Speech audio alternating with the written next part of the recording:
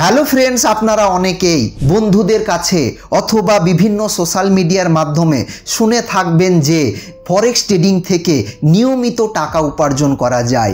আপনারা দেখেছেন যে আপনাদের বন্ধুরা টাকা ইনকাম করছে ফরেক্স ট্রেডিং থেকে এবং ফরেক্স ট্রেডিং শিখেছে, কিন্তু আপনি বুঝতে পারছেন না যে কিভাবে ফরেক্স ট্রেডিং করবেন, কিভাবে ফরেক্স ট্রেডিং শিখবেন, কোথায় শিখবেন, আর তার জন্য আপনারা কনফিউজ।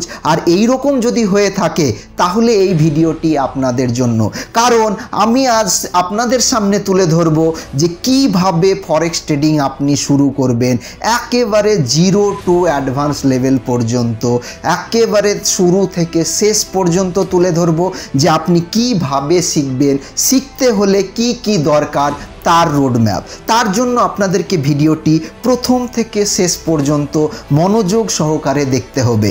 তাহলে চলুন দেখা যাক প্রথম যেটা কি, ফরেক্স ট্রেডিং কিভাবে শুরু করবেন। তাহলে ফরেক্স ট্রেডিং যদি আপনি শুরু করতে চান তাহলে ফরেক্স ট্রেডিংয়ে ধাপে ধাপে শিখতে হবে। কেমন? এখানে টোটাল 5টা ধাপ আছে ফরেক্স ট্রেডিং শিখতে গেলে। এই 5টা ধাপ যদি ফরেক্স ট্রেডিংয়ে শিখতে পারেন তবেই আপনি ফরেক্স ট্রেডিং থেকে টাকা ইনকাম করবেন। কেমনভাবে?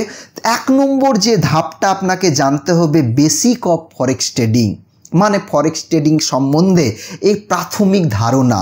2 নম্বর যেটা আপনাকে জানতে হবে, ফরেক্স ট্রেডিং রিলেটেড অ্যাপ, মানে ফরেক্স ট্রেডিং করতে হলে কোনো না কোনো অ্যাপে তো করতে হবে, তার জন্য অ্যাপ সম্বন্ধে কিছু নলেজ দরকার।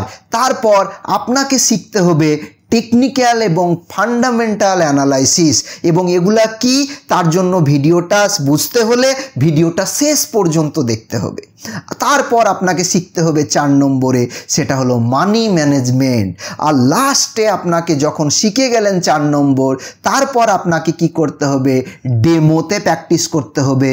আর ডেমো যদি আপনি প্রফিট করেন ডেমোতে, তাহলেই আপনি ফরেক্স ট্রেডিং একেবারে শিখে যাবেন। এখন এই যে 5টা ধাপ, এই 5টা ধাপ আমি আলোচনা করব বিস্তারিত। প্রথম ধাপ কি, যে ফরেক্স ট্রেডিং আপনি করবেন তার জন্য আপনাকে ফরেক্স ট্রেডিংয়ের বেসিক্স জানতে হবে। আর বেসিক্সের মধ্যে কি কি শিখতে হবে? শিখতে হবে যে ফরেক্স ট্রেডিং করবেন তাহলে জানতে হবে যে ফরেক্স ট্রেডিং কি, আপনাকে জানতে হবে পিপস অ্যান্ড লটস কি, আপনাকে জানতে হবে যে কারেন্সি পেয়ার কি, আপনাকে জানতে হবে যে লিভারেজ কি, আপনাকে জানতে হবে যে মার্কেটের ভলিউম, টাইম, ইটিসি। এগুলা হলো ফরেক্স ট্রেডিংয়ের প্রাথমিক জিনিস। এগুলা শেখার পর আপনাকে এবার যে জানতে হবে যে কি ফরেক্স ট্রেডিং রিলেটেড অ্যাপ। এই যে ফরেক্স ট্রেডিং করবেন তার জন্য কিছু অ্যাপ সম্বন্ধে নলেজ থাকা দরকার। এখন ফরেক্স ট্রেডিং আমি ধরে নেন শিখে গেলেন, আর শেখার পর আপনাকে ফরেক্স ট্রেডিং করতে হবে এবং যেখানে ডিপোজিট করবেন বা যেখান থেকে উইথড্র করবেন সেটাকে বলা হয়, সেই অ্যাপকে বলা হয় ব্রোকার। এবং যেমন কেমন ব্রোকার আছে, যেমন একটা আছে এক্সনেস আছে, একটা আছে এক্সএম আছে, একটা হলো মাইসি মার্কেট আছে। এই সবগুলা নে কি করতে হয়, যে ডিপোজিট হয় এবং উইথড্র হয়। এখানেও ট্রেড করা যায়, কিন্তু আমরা এখানে ডিপোজিট করব, উইথড্র করব, কিন্তু ট্রেড এখানে করব না, মানে বাই এবং সেল এখানে করব না। তার জন্য সেকেন্ড যে ধরনের অ্যাপ আমার দরকার সেগুলা হলো ট্রেডিং প্ল্যাটফর্ম বা সার্ভার। এবং ট্রেডিং প্ল্যাটফর্ম মানে যখন আমি প্রথমে একটা অ্যাকাউন্ট খুলে নিলাম এক্সনেসে বা এক্সএমে বা আলটিমা মার্কেটস বা আইসি মার্কেটে, তারপর আপনাকে ওখানে অ্যাকাউন্ট নাম্বার আর পাসওয়ার্ড এবং সার্ভার আইডি দিয়ে দিবে। সেখান থেকে আপনাকে হয় MT4-এ না হলে MT5-এ লগ ইন করে ট্রেড করতে হবে, মানে বাই করতে হবে বা সেল করতে হবে। সেটা এখানে MT4 আর MT5-এ হয়। আর এটাই হলো কি, যে ট্রেডিং প্ল্যাটফর্ম। এখানে করলে কি সুবিধা, এখান থেকে সহজে বাই করা যায়, সহজে সেল করা যায়, স্টপ লস রাখা যায় এবং আমার চার্টটা দেখতে সুবিধা হয়। এবার হলো 3 নম্বর, এখন আপনি ব্রোকারে, যে কোনো একটা ব্রোকারে অ্যাকাউন্ট খুলে নিলেন, এক্সনেস হতে পারে, তারপর MT5-এ লগ ইন করে দিলেন। এখন MT5-এ লগ ইন করার পর আমাকে তো ডিপোজিট করতে হবে। তাহলে ডিপোজিট যদি করতে চান তাহলে আপনাকে কয়েকটা ক্রিপ্টো এক্সচেঞ্জ অ্যাপ সম্বন্ধে ধারণা রাখতে হবে। কেমন, সেটা হলো একটা হলো বাইন্যান্স আছে, বিটগেট আছে, আরও ইটিসি অ্যাপ আছে। সেটা থেকে আপনি ক্রিপ্টো মানে ইউএসডিটি ডিপোজিট করতে পারবেন এবং উইথড্র করতে পারবেন, মানে এখান থেকেই। তারপর এবার হলো আপনাকে ফরেক্স ট্রেডিং বাই করবেন বা সেল করবেন একটা চার্ট দেখে। এই চার্ট রিডিং করার জন্য বা আমি বলতে পারি টেকনিক্যাল অ্যানালাইসিস শেখার জন্য একটা অ্যাপ দরকার। শেখার জন্য মানে দেখার জন্য, টেকনিক্যাল অ্যানালাইসিস করার জন্য এই যে চার্টটা দেখা যাচ্ছে ছবিতে, তার জন্য যে অ্যাপ ব্যবহার করা হয় সেটাকে বলা হয় ট্রেডিং ভিউ। আর ট্রেডিং ভিউয়ে আমি চার্ট দেখব, আমি বাই এবং সেল লেভেল খুঁজব, সেবার সেখানে গিয়ে MT5-এ গিয়ে বাই বা সেল করব। এখন আমাকে এছাড়া আমাকে ফান্ডামেন্টাল অ্যানালাইসিস যদি করতে হয়, এখন আপনাদের প্রশ্ন আসতেই পারে যে টেকনিক্যাল অ্যানালাইসিস কি, ফান্ডামেন্টাল অ্যানালাইসিস কি। ঘাবড়ানোর কোনো দরকার নাই, ভিডিওটি শেষ পর্যন্ত দেখুন, কথা দিচ্ছি সব বুঝে যাবেন।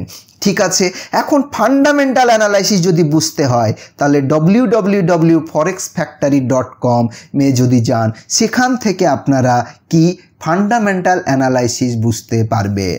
এবার আমাকে জানতে হবে, এক্ষুনি জানলাম যে টেকনিক্যাল এবং ফান্ডামেন্টাল অ্যানালাইসিসের জন্য কোন কোন অ্যাপ ব্যবহার করা হয়।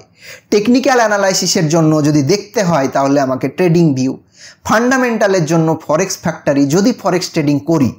এখন টেকনিক্যাল অ্যানালাইসিসটা কি? টেকনিক্যাল অ্যানালাইসিস আপনারা যারা টিভিতে বা বিভিন্ন জায়গায় যে চার্ট দেখবেন, এখানেও যে চার্টটা দেখা যাচ্ছে, বিভিন্ন ক্যান্ডেল, বিভিন্ন দাগ, বিভিন্ন লাইন, এই যে এখান থেকে চার্ট দেখে যদি আমি প্রাইস উঠবে বা নামবে এটা যদি বিশ্লেষণ করি, যেটা দেখে বিশ্লেষণ করতে পারবো, এই যে পদ্ধতি, এটাকেই বলা হয় টেকনিক্যাল অ্যানালাইসিস। টেকনিক্যাল অ্যানালাইসিসে শুধুমাত্র চার্ট দেখে আমি বুঝবো যে মার্কেটের গতি কোন দিকে, উপর দিকে না নিচ দিকে। এবার আমাকে জানতে হবে কি, সেটা হলো ফান্ডামেন্টাল অ্যানালাইসিস। আর ফান্ডামেন্টাল অ্যানালাইসিস কি? ধরে নেন কোনো একটা আপনার বন্ধু আছে, বন্ধু ভালো কাজ করছে, কঠোর পরিশ্রম করছে, আপনাকে দেখাচ্ছে, এটা হলো আপনি দেখতে পাচ্ছেন টেকনিক্যাল অ্যানালাইসিস। আর বন্ধুর মন ভালো বা মন খারাপ, মনের মধ্যে হিংসা, এটা হলো ফান্ডামেন্টাল জিনিস। ফান্ডামেন্টাল মানে ভেতরের জিনিস, মার্কেটের ভেতরের জিনিস।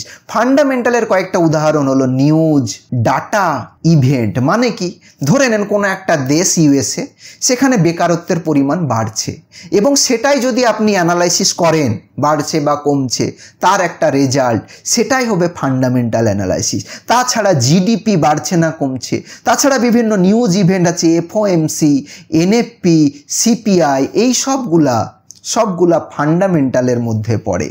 এবার যখন টেকনিক্যাল এবং ফান্ডামেন্টাল অ্যানালাইসিস শিখে যাবেন, আরও টেকনিক্যাল অ্যানালাইসিসের মধ্যে আপনাকে আবার শিখতে হবে ইন্ডিকেটর নিয়ে আলোচনা করতে হবে, শিখতে হবে প্রাইস অ্যাকশন নিয়ে, শিখতে হবে স্মার্ট মানি কনসেপ্ট, তারপর আছে ইনার সার্কেল ট্রেডিং বা ICT।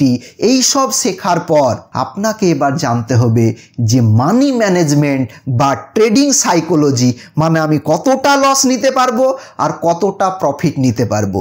প্রফিট তো কম নেন কিন্তু বেশি নেন, কিন্তু লসটাকে আমার কম রাখতে হবে এবং মানিকে, আপনার টাকাকে ম্যানেজমেন্ট করা আপনাকে শিখতে হবে, আর না হলে ফরেক্স ট্রেডিং আপনার জন্য নয়।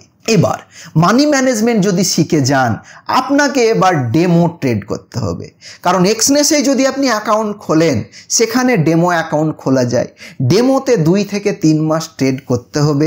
এইসব শেখার পর তারপর আপনি কি করবেন, রিয়ালে মানে ডিপোজিট করে তারপর আপনাকে ট্রেড করতে হবে।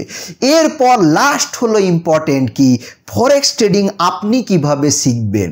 কোথাও তো দেখা গেল নিয়মিত ক্লাস হয় না, ইউটিউবে আছে হয়তো এই ভিডিও, কোন ভিডিওর পর কোন ভিডিও দেখব সেটা আপনারা বুঝতে পারেন না। আর যদি এরকম হয় 10খানা যদি কমেন্ট থাকে, যদি একবার বলেন যে শিখতে চাই 10খানা, তাহলে আমি শেখাতে পারি যে একেবারে forex trading 0 to advance level পর্যন্ত প্লেলিস্ট তৈরি করে দিব। আজকের ভিডিও এখান থেকে, আবার দেখা হবে আপনাদের সাথে অন্য ভিডিওতে।